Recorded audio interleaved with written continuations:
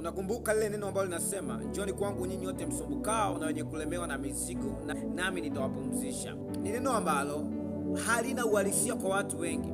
Tuna watu wengi ambao wameokoka, watu wengi ambao wapo kwa Yesu, lakini wana mizigo yao.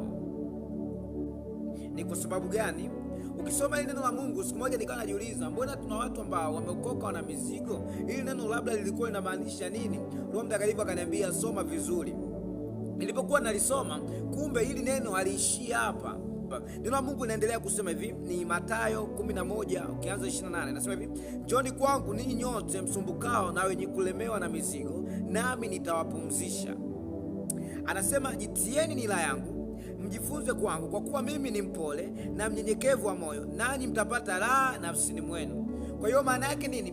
Baada ya kuja kwake kuna process, kuna kujitia nila, kuna kujifunza kwake, kwa sababu yeye ni mpole na mnyenyekevu wa moyo. Lakini hapo bado kuna kitu ambacho tunatakiwa tukijue. Ukisoma ule mstari wa mwisho anasema hivi, kwa maana nila yangu ni laini na mzigo wangu ni mwepesi. Maana yake ni hakuna binadamu anayeweza kuishi pasipo mzigo. Yaani ni kama vile ngamia na ile nundu yake, na kama vile kobe na jumba lake, ndivyo binadamu alivyo. Kwa hiyo maana yake Yesu anasema, njoni kwangu nitawabadilishia aina ya mzigo.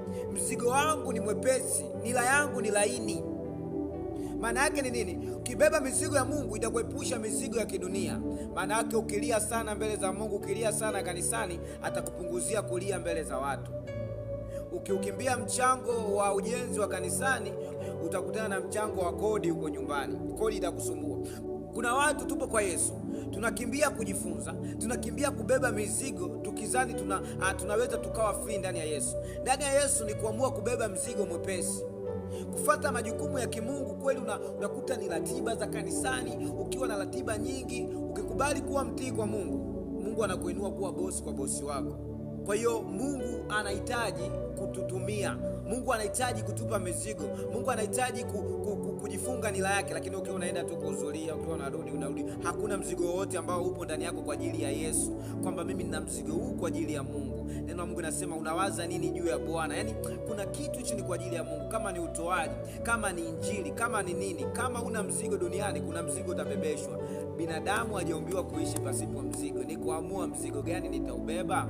Amua kubeba mzigo wa Yesu. Beba huduma, beba utumishi, beba kitu chochote katika nyumba ya Bwana, na mizigo ya kidunia itapunguzwa kwako. Jifunze vitu vya Mungu. Mungu atakufanya usi experience kufunzwa na dunia.